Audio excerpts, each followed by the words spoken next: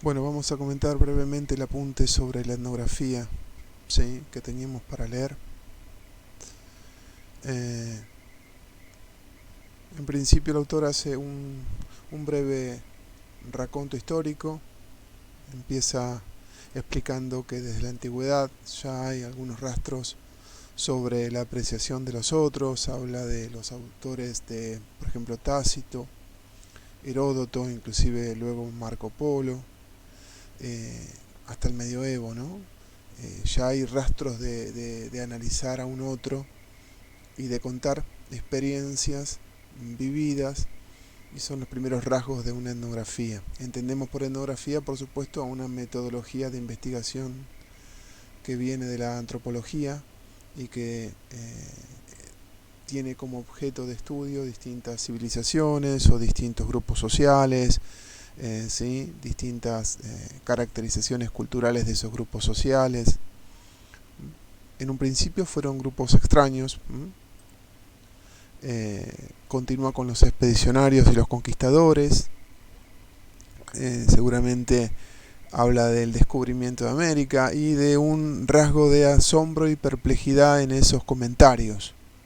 Ese rasgo de asombro y perplejidad se convierte en el iluminismo, en una visión de los otros, donde ese otro era alguien inferior, ¿sí?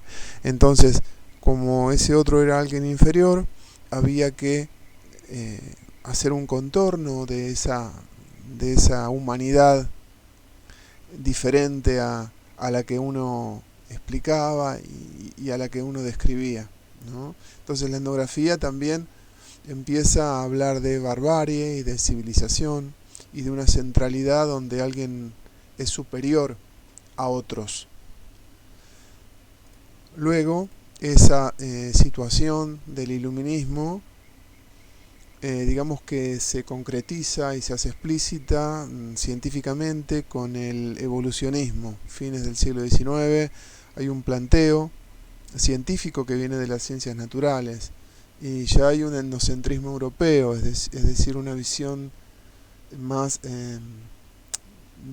desde Europa hacia las distintas culturas no europeas, una visión que tiende a delinear a ese otro también de un modo inferior, ya, digamos, legitimado por las ciencias duras, ¿sí? El positivismo también tiene que ver con una visión, un enfoque que trabaja desde ese lugar. Bien. Luego, fines del siglo XIX, este evolucionismo dice que hay un planteo fundado científicamente, que hay una visión de los otros y un etnocentrismo europeo, que es lo que veníamos diciendo, ¿no? Hay como un seguimiento de esa visión. 1920 en adelante, la Escuela de Chicago, con formación de un oficio de investigación, donde el eje es la observación participante. Ya empieza a armarse una cuestión más disciplinar, más científica y más metodológica y sistemática del trabajo de la etnografía. Y luego de la Segunda Guerra Mundial hay replanteos internos acerca de esa forma de hacer etnografía, replanteos hacia el interior de la propia metodología, acerca de la expansión y de la consolidación colonial, cómo había jugado la etnografía en ese rol, que había legitimado esa visión de un superior por sobre otro inferior. Después el autor se refiere a un planteo teórico y metodológico, que es interesante acá, empieza a analizar bien qué es la etnografía y qué es todo lo que rodea a la etnografía. Habla del campo de trabajo, ¿sí?, como algo central, que también nos da reflexividad. Habla de la interacción específica que se da en ese campo de trabajo y que ese campo de trabajo se transforma en un referente empírico de la investigación. En un juego de palabras, luego habla del trabajo de campo. El trabajo de campo tiene que ver con el trabajo que hace el etnógrafo y que dice que es un ejercicio de papeles múltiples que integra el observar, el interactuar, el interpretar y el participar de la vida social. El etnógrafo en sí mismo tiene ciertas características para poder llevar adelante su rol de trabajo, ¿sí? Que tiene que ver con ciertos aprendizajes. Habla de un aprendizaje de la mirada, habla de la capacidad de ver y de estar dispuesto a mirar, ¿sí? Habla de una distinción en la cual la perspectiva etnográfica nos ayuda a aprender esa mirada. Es una mirada flexible que es proclive, dice, a dejarse impresionar por la realidad, sensible a lo diverso. También habla de un diálogo diferente, ¿sí? Ese diálogo se va a ver luego reflejado en cuestiones más sistemáticas de registro y demás. Hay que aprender a dialogar, no solamente a describir, ¿sí? Describir a un otro. También tiene que ver una mayor percepción de la realidad, un aprendizaje, ya dijimos, de la mirada y del diálogo, y también del registro. Cuando habla del registro, dice hay que brindar textualidad a la experiencia generada por la presencia en el campo. Brindar textualidad a esa experiencia. Es decir, no es solamente hacer un informe, sino en ese informe que se pueda vislumbrar lo que la experiencia nos ha dejado. Bien. Los pasos de la investigación etnográfica, los preparativos, luego la puesta en marcha y la salida del campo.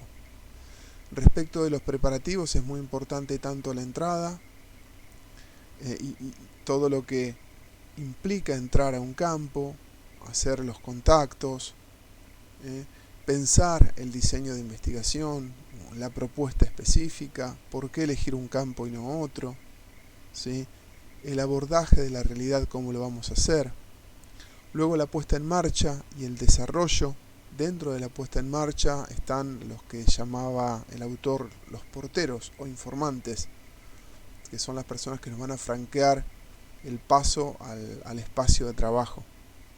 La entrevista etnográfica en sí mismo es una experiencia que revela la necesidad de encontrarse con la experiencia disciplinar de observar, dialogar y percibir una realidad diferente a la nuestra. Bien, dice que la entrevista necesita establecer una relación con el otro y esa relación va a constituir un soporte fundamental para preguntar y para responder. Es un diálogo. ¿Cómo eso lo llevamos al registro? Bueno, dice que el registro va a ser una fuente ineludible, ¿sí? Que no solo va a comprender las notas de campo, sino también grabaciones o fotografías, material audiovisual en general, y que habla de un informe condensado, ¿está? Que se corresponden con notas que son las referentes, ¿sí? También es importante decir que las apreciaciones que implican en sí un juicio de valor no deben manchar, digamos, mezclarse con la observación objetiva. Hay que tratar de ser lo más objetivo posible, pero describiendo también la situación, ¿sí? Habla del diario de campo. El diario de campo es un registro clave que es diferente de la entrevista etnográfica y de lo que vamos registrando. El diario de campo es una cuestión más de experiencia personal, ¿sí? Son ciertos escritos o observaciones personales que van sucediendo y es como un relato, por eso se llama diario, es como un relato personal de la experiencia. Luego todo eso hay que sistematizarlo y volver a memorizar algunas cuestiones conceptuales y de experiencias, y para eso están las notas de análisis e interpretación, ¿sí? Que son las que van a ordenar un poco todo el contenido. Por último, la salida del campo. Después de eso es importante preparar la salida tanto como la entrada. La salida hay que entender que las relaciones que se van conformando en la etnografía, en la experiencia etnográfica, hace que la salida no deba ser abrupta, ¿sí? Sino preparada y allanada lo más fácilmente posible. Bien, eso respecto de algunos pasos de la etnografía, ¿sí? Después, el informe o texto etnográfico habla de una organización y análisis de la información, por un lado, donde hay una sistematización y clasificación del material y una descripción microsocial e interpretativa de la situación.